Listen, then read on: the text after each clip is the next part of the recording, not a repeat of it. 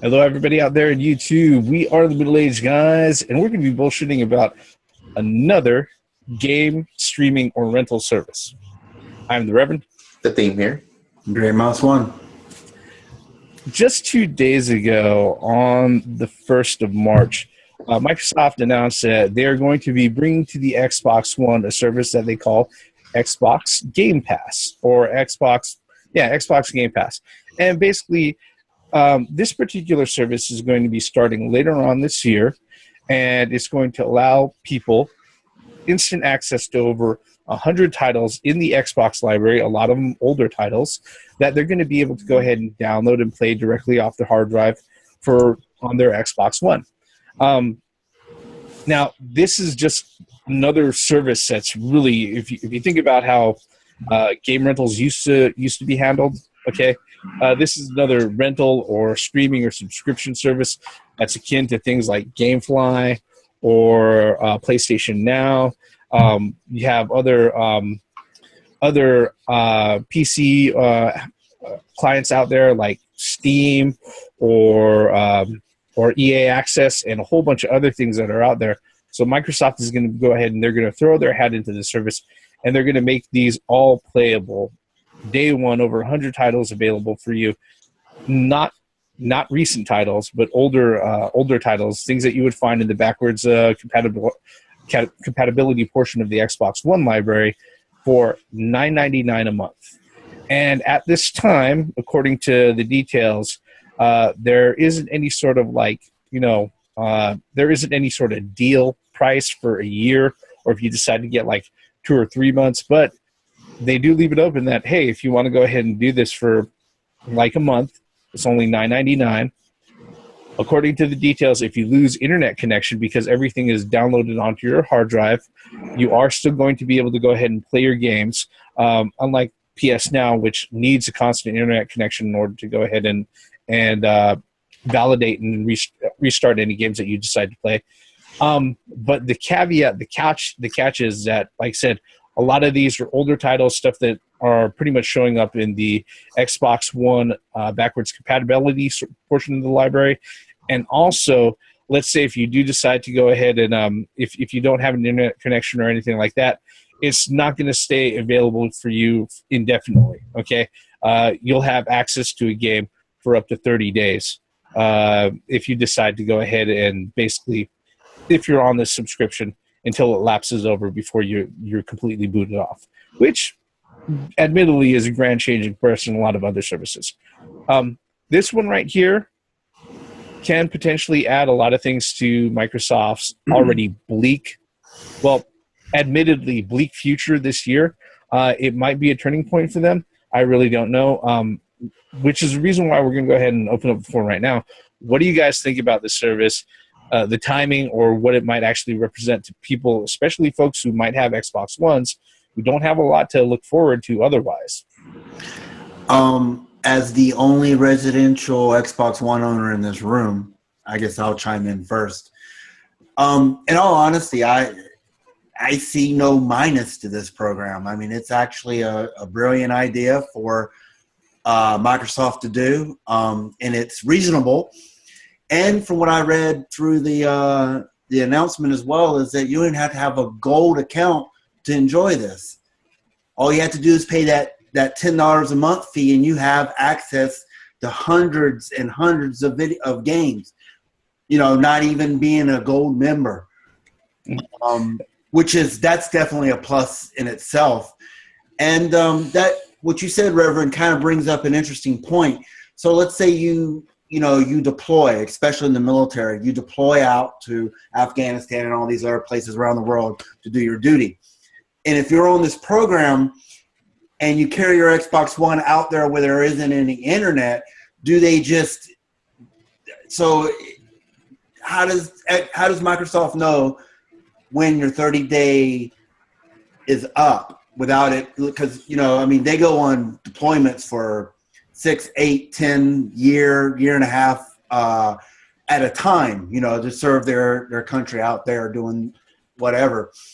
But so that's an interesting question for those that's in the military. Maybe that hasn't been brought up, yet. But for us back in the States that are not in the military, I think it's a good deal. It's worth the $10. You know, you don't have to have a gold account. So, you know, if you don't already have gold, that's another option. You know, just pay $10 a month, and you could have access to, you know, hundreds of old Xbox games off the 360. That's a great idea. But for those of us who has Xbox Live Gold that pays that $60 and tack another $10 onto that, it's just not my really cup of tea for that, because I think $60 is already too much to play that. But I could see it being enticing for other people. And then also, you know, it seems like Microsoft, Nintendo, and Sony, they're all starting they're all steering slowly towards this digital-only age. And this is just another step towards it without us knowing. You know, in the previous videos that we've done about the frog sitting in the pot and they turn up the heat a little bit, the frog doesn't know that it's going to, you know, it's boiling. And that's what kind of concept that I'm getting from this as well. It's like, let's sweeten this deal up here, you know, and it's all digital-only content. And people are like, oh, yeah, that's great. But they're not really realizing what they're doing. By, you know, I'm not saying that the big three are being scandalous. I mean, it's out there in your face. But there's other views that you should look at before you dive straight into this. What is this encouraging the big three to do for the future? So I monopolized enough of the time on this video. So go ahead, Theme.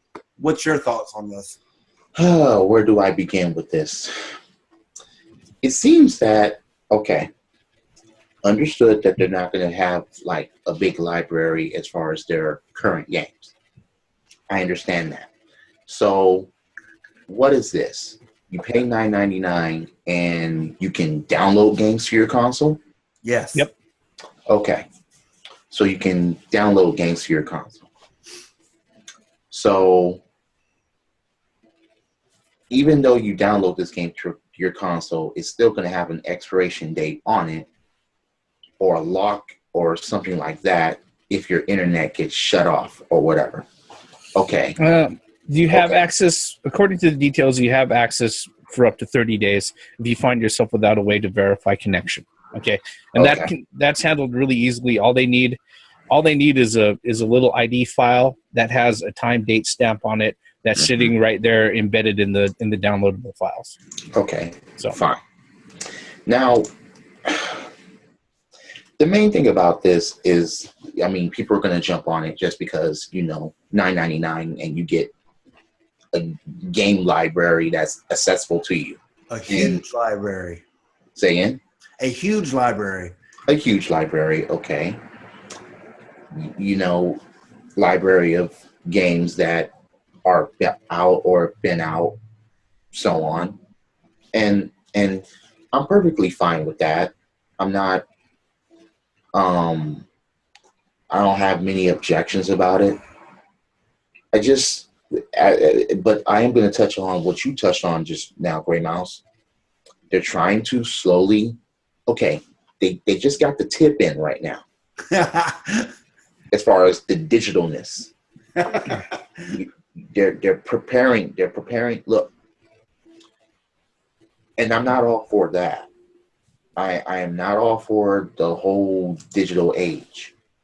As far as saying that, okay, because this is going to gear to a console that's going to come out, Microsoft's next console maybe, it's just going to be a pay-to-play type of thing. You have a console and you pay monthly and then you get access to games.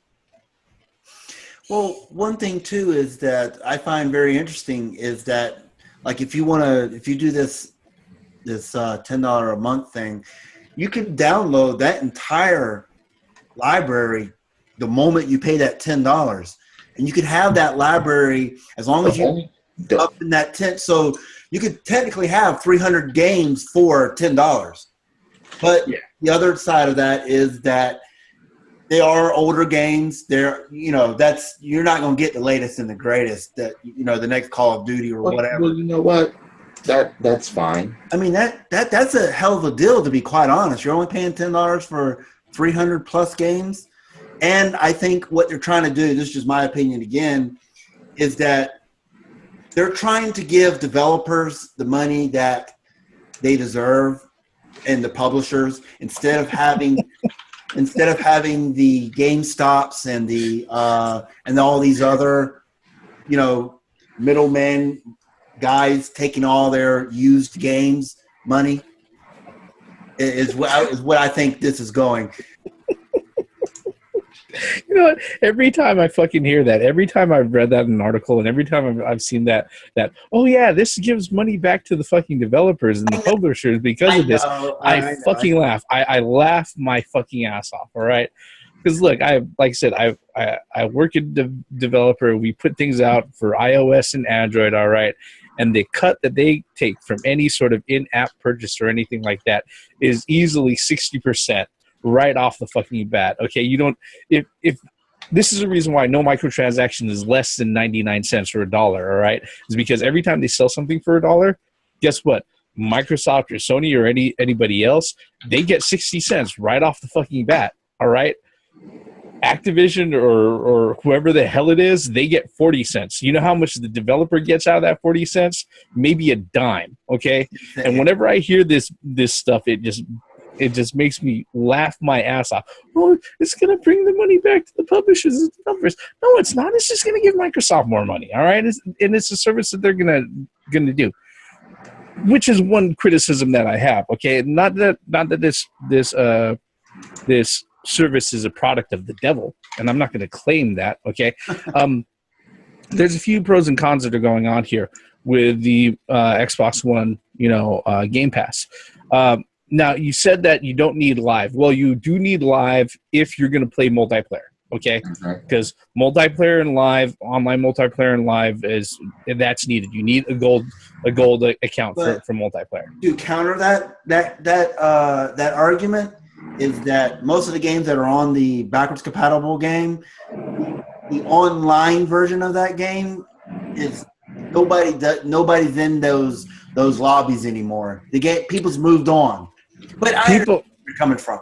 If it's available and it's part of the service and it's part of the package, it has to be stated, all right, the caveat to that particular feature to that game, if you're looking at online multiplayer, okay? Mm-hmm. If it's on the Xbox One, also on the PS4 for that matter, is that if you want to play online multiplayer, doesn't matter if it's a legacy game or if it's a brand new AAA title, you're going to need that service, whether or not it's PlayStation Plus or a gold account on Xbox Live. Okay, that's number one. Just want to get that out of the way so people know that. Okay, mm-hmm. The thing about this is that, for $10, yes, you do have access to a lot of games. The other thing that it does give you is that, let's say you're scrolling through the titles and there's one that you find yourself playing a lot and you think, hey, maybe this is one that I would like to own, even if it's just a digital copy. They also, when you go ahead and you purchase a game through the Xbox Game Pass, it's at a discounted price, all right? It's very similar to what GameFly does and a lot of other services do, where it's like, oh, hey, look, with GameFly, if I want a physical copy for a game and I rent it out and I'm like, hey, look, I really love this thing, I want to go ahead and I want to buy it, they're not going to sell it to me at a brand new price. They're going to sell it to me as a used price because guess what? That game's probably been passed around at least through a couple of people before it's reached you. Okay. I wasn't aware of that you could actually outright within that program for $10. You could actually outright buy those games. Yeah. As you could spend $20 or whatever it is on that game. Yeah. And actually that could be I didn't know that. Wow. Yeah, that is one thing that's part of that program. Yeah. Now I think that's pretty cool for the for the purpose of preservation of games. Yep. Because the thing is that these are already older titles as it is. Yeah. And the problem with it is that Microsoft isn't going to sit there and make a way for any of their PCs to pop in an Xbox 360 disc. Shit, they haven't even done it for the regular Xbox for you to go ahead and be able to play it right off the bat. Yep. All right. They're not going to do that. Those games, if they're limited to their physical releases, and yes, we all believe that, physical media is king, but, when it comes down to whether or not your game hardware is going to fail or the media is going to fail, one or the other is going to happen sooner or later. Yep. Okay, so having a digital access to these games is a good thing for preservation's sake. All right. My criticisms, though, my great big criticism is that people got a lot of fucking subscriptions out there. I mean, YouTube themselves, they just announced a brand new fucking subscription thing. All right. Now, the thing with this is that I think it's really cool that they're offering a lot, and it's not that bad as far as the subscription service goes. But let me cut to the quick. It's not enough to sit. It's not going to convince me to get an Xbox One. You know why? Because all the games I already care about, I still have my Xbox 360 and I still have my Xbox. Yeah. All right. I still have that stuff. Okay. And then all the other stuff that I may be curious about, I have a capable enough PC that I'm using right now to go ahead and do this. Now, if you're somebody who, I don't know, maybe you live out on your own, you don't have the biggest place to go ahead and live. You've got a laptop, or no, excuse me, you've got a MacBook. You're one of those assholes, okay? All right, it's a capable machine. You can do your work. You can go ahead and do lots of creative stuff. But guess what? There aren't fucking games on it that people want to go ahead and play. All right. So you got your MacBook, and let's say by chance you've got your 4K TV, and you say, hey, look, an Xbox Slim, an Xbox One S, is a great deal on a 4K Blu-ray player, and it just happens to play video games too. All right, you go ahead and you get that.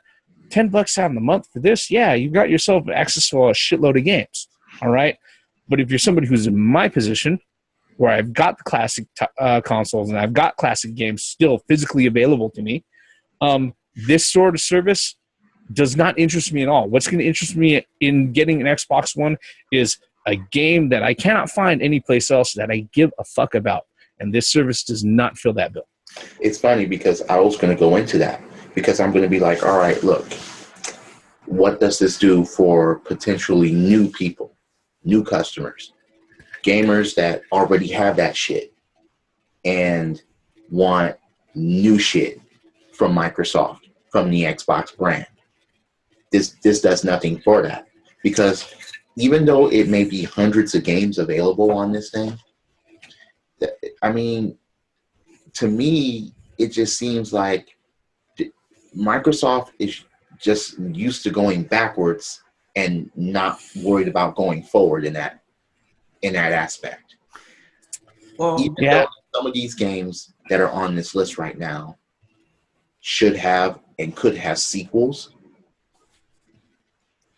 I mean, come on. Oh, and one of your games, Gray Mouse, yeah, Viva Pinata is on that list. It's not a surprise to me.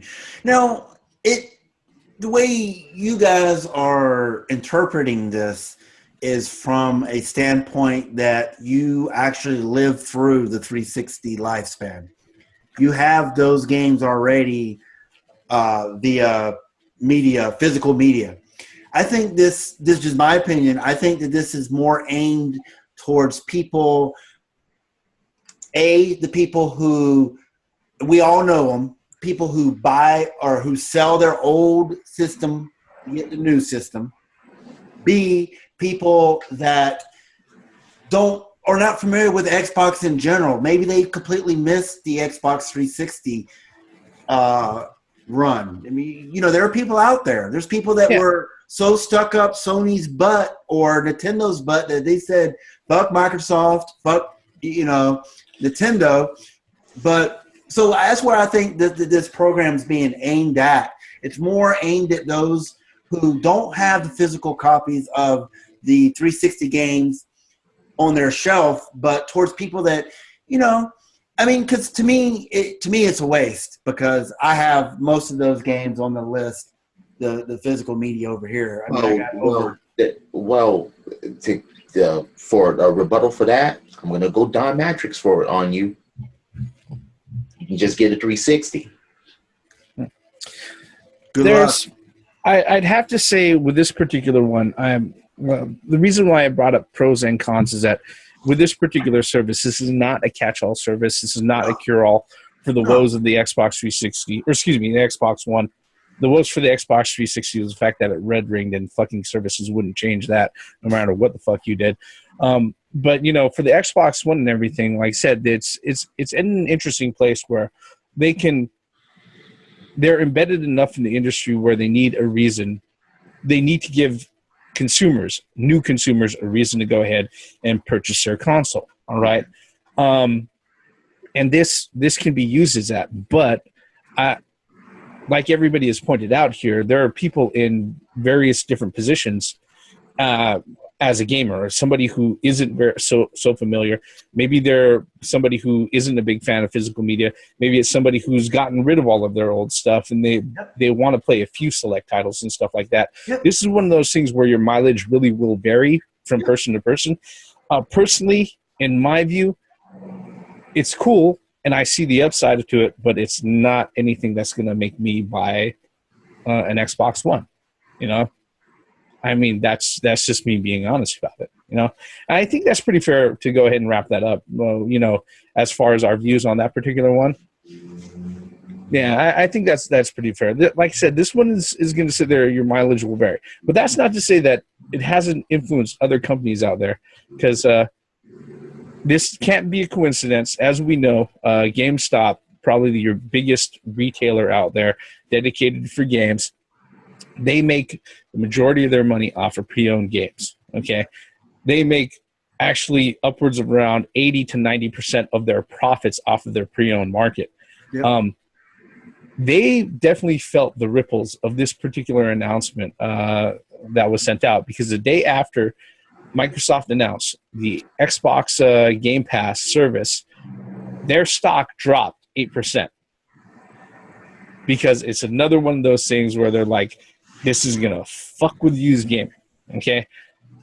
Myself, I don't think it's going to affect them all that much, okay, until the industry as a whole makes that huge paradigm shift where it's like, hey, grand majority, over 70% of the users are getting everything digitally, all right? Until that happens, they're still going to have a place in the market. I think their place is going to change a little bit, but they're still going to have a place in the market. And absolutely, I agree 100% with that. But a lot of people are saying that brick and mortar stores such as GameStop and all the others are a dying breed. I mean, I read a couple articles, you know, on various game sites and stuff that were saying that Microsoft is trying to push that you know, trying to push that digital era that we're all dreading here. They tried to do it 4 years ago. Yeah, and you know, and that brings up an interesting point. You know, just like what we said way back in 2000. You know, in our earlier or very early videos, is that Microsoft tried to fuck us back in 2013, and yeah, Microsoft did a 360 on a lot of the stuff for the Xbox One before it was released. However, people like us are wise enough to know that it was pushed off to the side. It was like, okay, you caught us this time. You know, and now how soon do we forget? You know, it's like, but that's what I was just about to say. Wait a minute. Did they think that gamers just forgot, or gamers have died ever since then? Oh, let's not even. That's a whole nother topic right there, man. Because look, I'm gonna tell you right now, these three middle-aged guys, these gamers have not. No. So, for me, in order for me to get interested, they must look. I can understand that it's for people that want to go and play old games or games that they don't have in their library anymore. Like, for instance, if they gave up Banjo and Kazooie for their Nintendo 64. And if they don't already have it, they can actually get it through this service and play it. I totally understand that. It's already going to be $10 cheaper than PS Now, which is a big fucking advantage. Yep. But all they have to do is have the current games, or at least more new games to support on it. Well, I mean, I think I could say this with greatest confidence that all Microsoft have to do to win you over theme is have 3 or 4 games on that system, and you be in line giving, shoving money in their face. Crimson Skies, Power Stone 3, Rival Schools 3. I mean, that's all they need to do. The funniest thing is that neither of those were going to happen because 2 of them were by Capcom and 1 of them were by Microsoft Studios that is dead. I think, in this particular instance, I can definitely say honestly that we, in this particular video, are not the folks that they're going to be marketing this service to. Okay, I do see the upsides of having this particular service, and guess what? There is actually an upside to it that's not part of the sinister plan to move everything to digital. Because when we address that, it's not just Microsoft doing that. The whole fucking industry is doing that. Okay, Absolutely. Everybody is moving toward Absolutely. that. So don't get it wrong. We're not sitting there singling out Microsoft for going ahead and wearing their intentions on their sleeve. Okay, I'm only singling out Microsoft that they're not creating anything new in order for me to be interested in this console.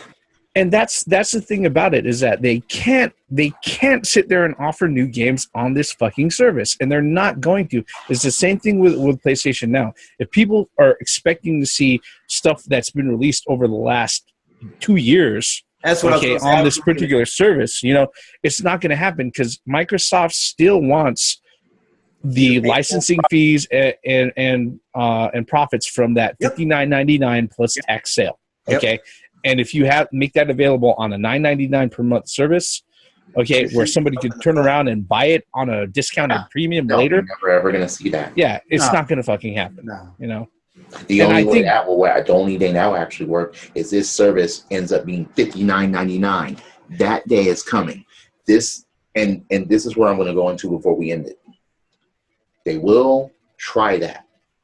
They will try to have a service like this for $59.99 on top of your Xbox Live, on top of your PlayStation Now, on top of your Nintendo service. They will jack up the price to equal to you buying a game every fucking month. And people will be like, oh, that's cool. That's like me buying the game every month. Then why don't you just fucking buy the games every month? It will get to a point where it won't probably be $60, but it probably will be a big increase to at least half of that. Let me put this in a different perspective. Right now, Microsoft is leading this program with $10. Then you got PlayStation Now, which is $30. Correct me if I'm wrong. 20. 20. Okay, and then Nintendo's service. They don't have one established just yet, but things that are comparable to it. You have EA Access, which I think is like $12 per month. All right, per user. And then you have access to all of the EA titles. Ubisoft has a similar program through Uplay. And then there are a myriad of other subscription services that are out there.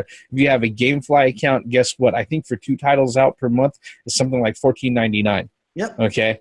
And all of them work, similar to each other. Mm-hmm. Generally speaking, though, with this, for the time being, I'm going to say, you know what? I'm not going to sit there and shit all over the idea. I think in this particular instance, in the parameters that they're offering it to people right now, it actually has a lot more pros than it does cons. Absolutely. But like I said earlier in this particular video, your mileage is going to vary. The type of folks that they're marketing this for and that they want to adopt this service is not us, because guess what? We're not the folks who care to adopt this service. But the thing is, though, I want to make sure that everybody understands we're not against this. We're all three of us. We're not against this. Is good.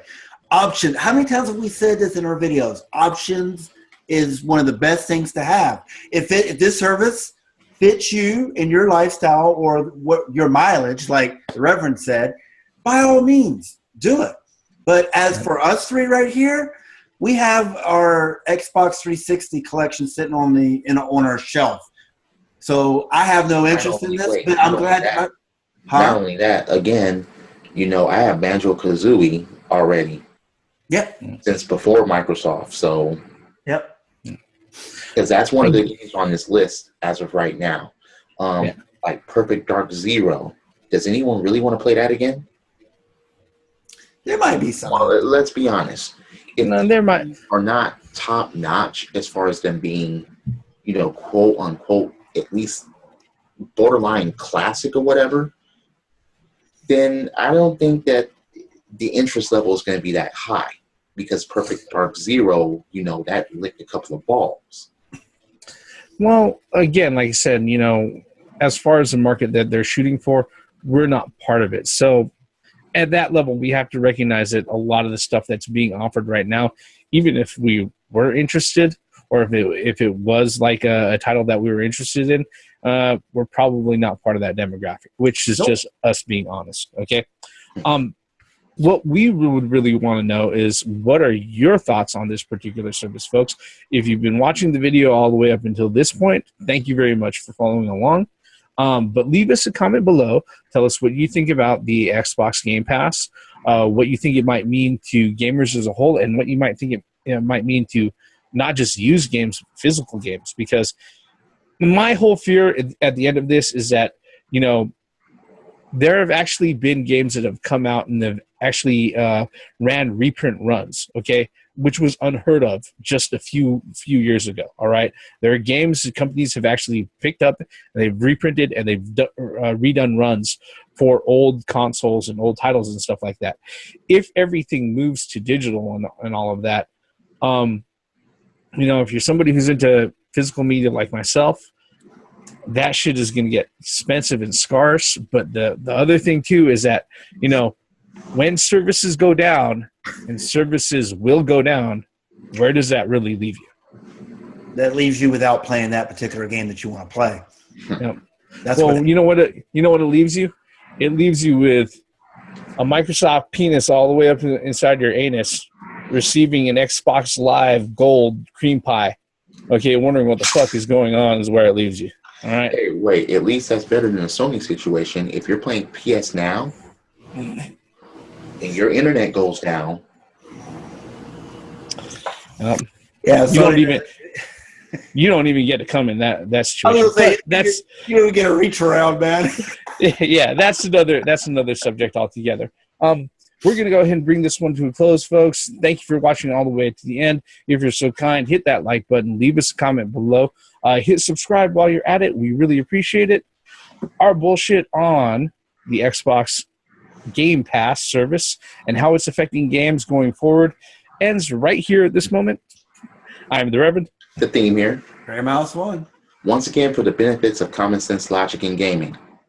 It sounds awfully like EA and NFL shit that Microsoft is. Don't let it be that. Credits.